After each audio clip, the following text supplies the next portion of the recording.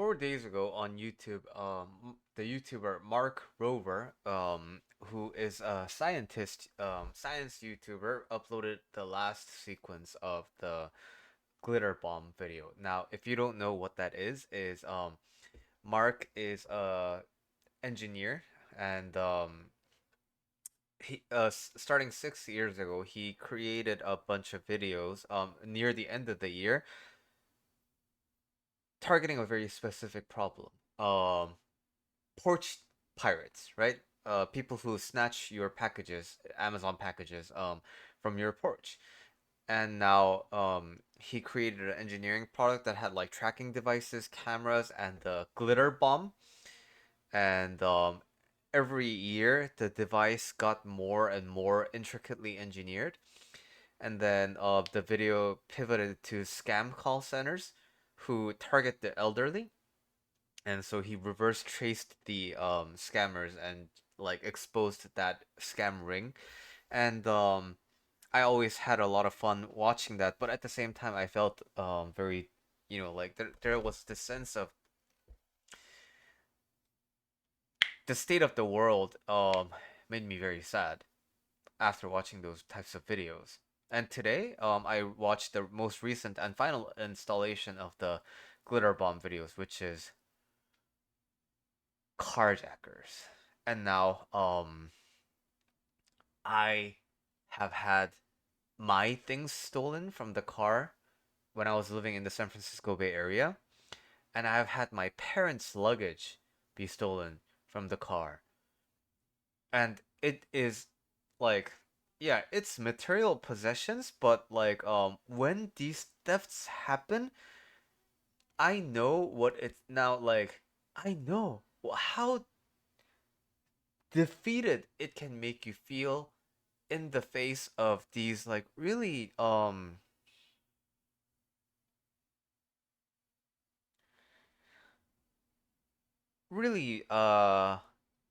cruel events, right? So you may know that I'm a practicing Buddhist, and Buddha has always taught that there are no good things, bad things. It's all perspective, right? And at the same time, Buddha teaches you to not harm others, not to steal from others, um not to engage in like forceful sexual conduct, and not to lie, and not to engage in like too much of pleasure, right? So those are like the rough guidelines. But okay, so if everything is good and if nothing is good or bad, why have these rules? These rules are in place because every action that you do has a reaction that gets spawned off from that action, right? So if I punch someone, then I have to expect that they will want to punch me back.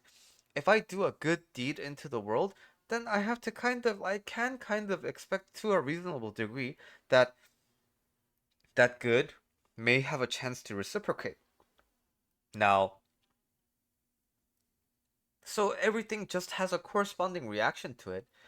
But those five actions, just the aftermath, the resulting result of those five kinds of actions are just too big and grim and really hard to kind of recover from. So Buddha teaches, while nothing is good or bad, like those five, you will really learn the hard way why not to do it if you choose to engage in those types of actions. And when I was first learning this, I was like, why is stealing one of them?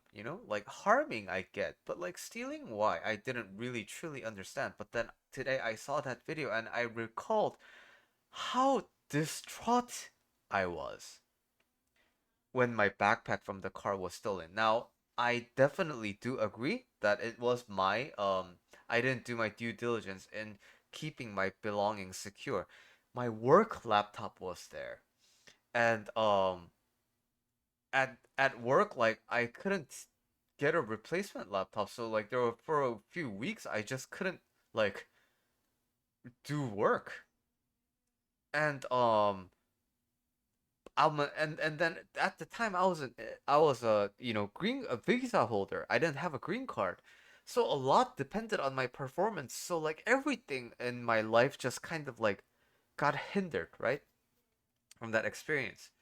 And my parents, they came to visit me from Korea with like a bunch of their belongings, and then they didn't want to burden my apartment, so they decided to leave the belongings in their car again. Hindsight 2020, that was a very like not a self kind of a responsible thing to do, especially given that like there this has happened before, but nevertheless, it was in a garage, but the car was just broken into, just bunch of shattered glass, and the bag was gone. And I remember how heartbroken I was in both of those incidents. And now whenever we go anywhere, we just never leave anything in the car. And again, in the end, those are all material things, and we can always recover our material things. But what really deeply distresses me is that when you look at those videos, when you look at Mark Rober's videos, and you look at the glitter bomb goes off, and now like he has like a really intricate fart machine that just smells putrid. The people who steal get really, really upset. So you can really tell that these people truly believe that they are the victims here when they are exposed to a bunch of glitter with like fart. In From the normal person's perspective, you would think that, oh, like crap, I stole this, so I deserve it, kind of a thing, right? But not like, I wouldn't say normal, but like to a person who doesn't engage in stealing, you would kind of expect like, well, that's what you get. You stole other people's things without knowing what that is. But from the video, you can tell that these are people in like this is true in all cases. There are people who think that they did the right thing. Like in no version, they're aware that they're doing something wrong. And then when they get a very little kind of a, reminder of how their actions accrue a certain type of reaction or result, they feel like they don't deserve it. What did I do to deserve this, right? So there's a lot of like contempt at the reaction.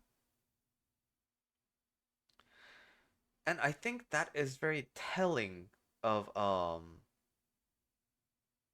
modern society. We have become so individualistic, and we have become so distant to the needs of the people around us that we have become this hyper form of self sufficiency where we don't really care about other people. So, from the people who steal, from their perspective, they're just trying to make ends meet, right? And so, for while in my case they were stealing my laptop, the video reveals that most of the things that are stolen these days are actually just really small and minor things, and they just get traded for cash really quick. So if I'm unemployed and if I can't really get employed, if I don't get any opportunities to make something for myself because I believe the society is pitted against me, then of course I have to live, right? So it kind of makes sense. So in that way, their actions are very justified, right? But it's just that in the grander scheme of things, you keep building your happiness on top of other people's misery. And that accumulation builds up to a result that you cannot handle. And as long as you are in that mindset of what did I do to deserve this, their life will continue to be in misery. But as a practicing Buddhist, I know that just inflicting vengeance and punishment to these people will just perpetuate the problem even more. The video goes on to say that the city officials and the police are always like they're aware of this because this is not news. The places where the goods get exchanged for cash is already known to the police, and people know that cars get jacked all the time. That's why people, I heard that people, they just leave trunks open these days to just show the people who steal that there's just nothing of value in here. So in order to truly solve this problem at the root, I think the people who are actively engaged in stealing, of course, if it is good for them to know the power that they possess to turn their life around. But in this video, I don't really want to speak to them. I want to speak to you. If your belongings have been stolen, and if you know how distressing it feels to have your possessions, your prized possessions, stolen, and you are informed enough to watch this video on my channel, I invite you to encourage yourself in a discussion so that with me in the comment section, talk about your experience and let the I know that you have a lot of hatred and you have a lot of misery because of this experience. In this video, I invite you to let go of that because that leads to more reactionary, punitive reactions, which cause more violent reactions from the other person. And you know that this cycle will just repeat. And I, as one hopeful YouTuber, am really interested in solving this problem. Now, with this problem cannot be solved by individuals. It has to involve government officials. It has to involve the police. It has to be coming from a more bigger effort. But that bigger effort cannot just get started out of thin air. And my hope is that if you have the experience of having your possessions being stolen and you have a lot of distress about it, let's talk about it. And let's get you feeling happy because it doesn't matter what has happened to you. As long as you are living, the Buddha teaches you deserve to be happy. And I want to share my happiness with you so that we can make the world a less hateful place, so that the continuous cycle of contempt and everything is right from my perspective, how dare they do this to me, that can end.